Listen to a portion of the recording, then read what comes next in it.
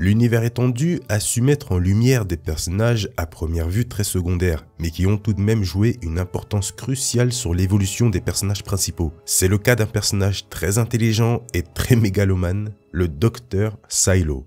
Vous l'avez vu au titre, si ce personnage est crucial, c'est parce qu'il est l'un des principaux responsables de la création de l'armure du Seigneur Sith, Dark Vador. C'est lui qui a créé, on peut le dire, l'identité visuelle qu'est Dark Vador, et qui l'a accessoirement sauvé. Silo est un docteur spécialisé dans la cybernétique. Il a toujours mis en avant le fait que l'évolution technologique était la chose la plus importante de la galaxie et qu'elle devait notamment remplacer tous les concepts mystiques comme la Force. En gros, pour Silo, seule la science importe. Vers la fin de la guerre des clones, Silo a commencé à travailler sur un projet personnel assez incroyable. Il va réussir à réduire et cartographier sa personnalité dans un système entièrement équipé de cartes mémoire et de modules complémentaires pour obtenir un système immortel. Là, en principe, vous me dites, hein? En gros, Silo a vaincu la mort. À chaque fois que son corps meurt, sa personnalité est transférée dans un autre corps artificiel et ainsi de suite. En plus de ça, il peut transférer sa personnalité dans plusieurs corps en même temps. Il est très fort. Durant cette même période, grâce à ses recherches, Silo va bien sûr attirer l'attention de Palpatine, très peu de temps avant qu'il soit autoproclamé empereur. Et c'est par la suite, en voyant les dégâts causés par Obi-Wan sur son apprenti, que Palpatine va faire appel à divers scientifiques et notamment Silo pour que ce dernier construise des prothèses adaptées pour remplacer les membres perdus de Vador, comme vous pouvez le voir à la fin du 3. On a l'impression que ce sont les droïdes les responsables du sauvetage de Vador, mais en réalité ce n'est pas le cas. Ils sont juste là pour installer les prothèses, mais ces dernières ont été construites par divers scientifiques et notamment par Silo, qui était spécialisé dedans. Et c'est par la suite, en parallèle, qu'il participera très grandement à la construction de l'armure du Seigneur Sith, sans bien sûr que Vador le sache. C'est quand même cool de savoir ça et ça permet de répondre à une question assez intéressante. Qui a conçu l'armure de Dark Vador? Eh bien maintenant, vous avez la réponse. C'est cet homme. D'une certaine manière, on peut dire qu'il a créé Dark Vador, puisque Dark Vador, en plus d'être le personnage que tout le monde connaît, c'est une identité visuelle assez imposante et reconnaissable. Tout le monde dans la galaxie connaît l'apparence de Dark Vador, et c'est grâce au Docteur Silo.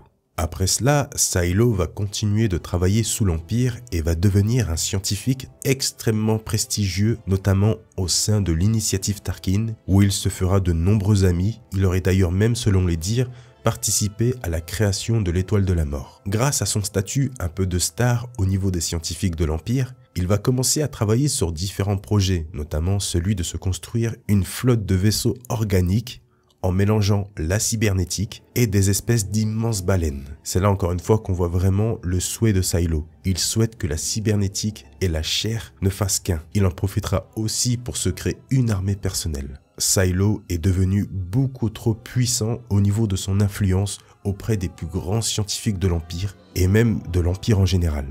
Et pour ceux qui se posent la question ce qu'il a à son œil droit, il s'est tout simplement greffé un œil de Rhodien, puisqu'il faut savoir que les yeux de Rhodien permettent de voir les spectres infrarouges. Bien sûr, vous vous doutez bien, lorsqu'un personnage est très puissant dans l'Empire, ça va chatouiller l'oreille de l'empereur Palpatine, puisque ce dernier a commencé à s'apercevoir de ça. Mais le problème à ce moment-là, c'est qu'il ne peut pas simplement éliminer Silo à cause de l'influence qu'il a auprès des autres. Palpatine a peur que la disparition de Silo provoque une scission chez les scientifiques de l'Empire, ce qu'il ne désire absolument pas.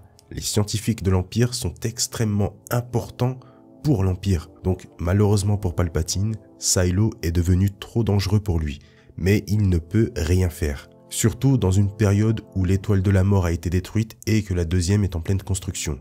L'une des personnes les plus tyranniques de la galaxie craint un docteur. Et c'est là qu'on voit la puissance de l'influence et le charisme de Silo. Après la destruction de l'étoile de la mort, Silo va proposer un projet à Palpatine, lui créer des êtres supérieurs, selon lui, à Vador en termes d'efficacité. Dans le lot, il y aura un Trandoshan capable de ne pas ressentir de douleur, une femme capable de contrôler à distance des mini-drones, un Mon Calamari entièrement basé sur le corps de Grievous, mais en plus évolué, et 2 jumeaux armés de sabres laser et hautement améliorés. Je vous avais déjà fait une vidéo sur ce moment-là, avec les rivaux de Dark Vador, n'hésitez pas à aller la voir, comme ça moi ça m'évite de me répéter. Mais en gros, Palpatine va rentrer dans le jeu de Silo en attendant de trouver un truc pour le faire tomber. Mais poussé par son orgueil d'être très puissant et d'avoir de l'influence, Silo décide de trahir finalement l'empereur et Vador. Mais une fois découvert, il fuit avec sa flotte de vaisseaux hors du contrôle de l'Empire. C'était enfin l'occasion parfaite pour Palpatine. Silo est devenu un traître. Il pouvait donc enfin le chasser pour le tuer.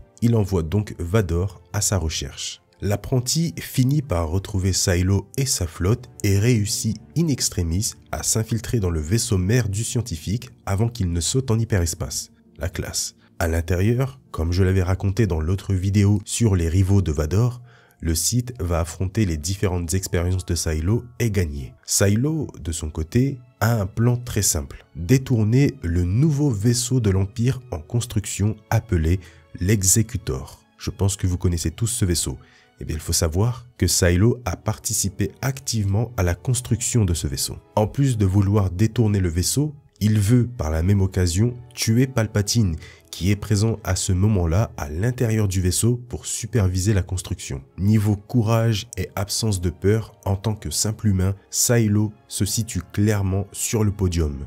Il n'a absolument pas peur de Vador ou Palpatine, et pourtant, il sait que ce sont tous les deux des utilisateurs de la Force, mais il n'a aucune crainte. Et ça vient encore du fait que pour Silo, de toute façon, rien n'est plus fort que la science et la cybernétique. Mais le pire dans tout ça, c'est qu'il va réussir à prendre les commandes de l'Executor en activant au préalable un gaz qui a mis KO tout l'équipage et en faisant écraser l'un de ses vaisseaux baleines en plein dans la coque de l'Executor pour passer.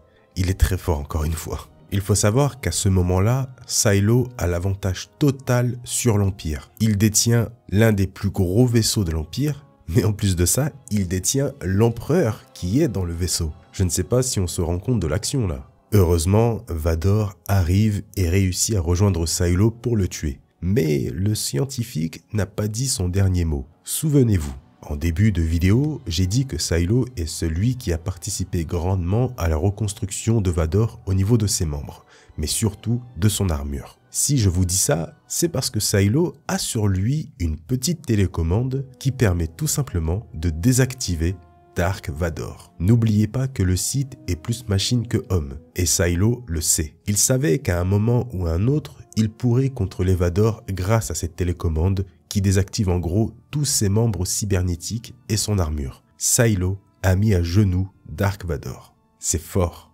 c'est très fort. Vador est complètement vulnérable.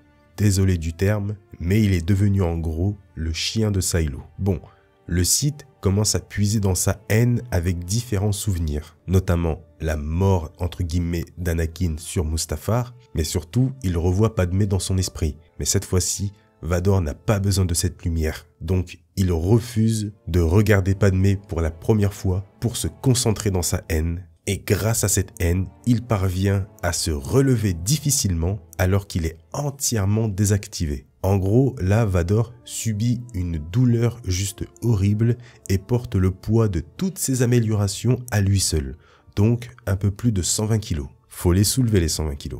Il parvient ensuite difficilement à prendre son sabre laser et plante enfin Silo. Il désactive bien sûr ensuite la télécommande pour réactiver son corps. Mais n'oubliez pas, Silo a juste transféré sa conscience dans un autre corps à la mort du précédent. Et une fois dans un nouveau corps, en voyant que ça commence à chauffer, Silo entame sa fuite à bord de son vaisseau mère.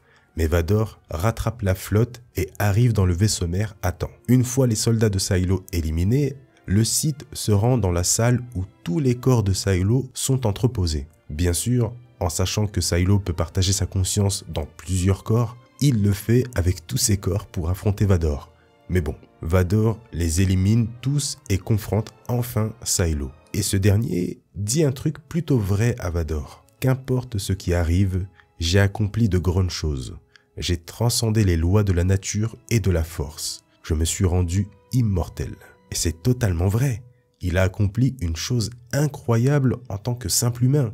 Bon, ça ne fonctionnerait pas aussi bien sur un utilisateur de la force qui doit forcément avoir un corps adapté pour supporter la force. ce qui a été le cas par exemple avec Palpatine, et surtout, je pense que Palpatine ne voudrait pas avoir sa personnalité stockée dans des cartes mémoire. Mais bon, pour un humain, c'est le haut de la pyramide. Vraiment, je ne vois personne qui a fait mieux que lui dans ce domaine. Ou alors je ne connais pas le personnage. Bref, Vador réussit grâce à une persuasion de force sur le vaisseau baleine, puisque je vous rappelle qu'il est vivant son vaisseau, à le faire s'écraser directement sur un soleil avec Silo et toutes ses recherches. Voilà qui était le docteur Silo. Un grand personnage. Merci à tous d'avoir suivi ce Star Info. J'ai vraiment adoré le faire puisque Silo, c'est un personnage que j'aime énormément. J'espère en tout cas que vous avez apprécié cette vidéo, ce sujet et ce personnage. Si c'est le cas, comme d'habitude, le petit pouce bleu, on n'oublie pas ça, c'est toujours très important et ça fait super plaisir. N'oubliez pas ça. Le commentaire, si vous avez la moindre question par rapport au sujet, par rapport au personnage, n'hésitez pas, ne soyez pas timide. Merci à tous d'avoir regardé cette vidéo. Merci aux membres soutiens à la chaîne, ça me fait toujours très plaisir. Je vous souhaite une très bonne journée ou une très bonne soirée. Prenez soin de vous et à dimanche prochain.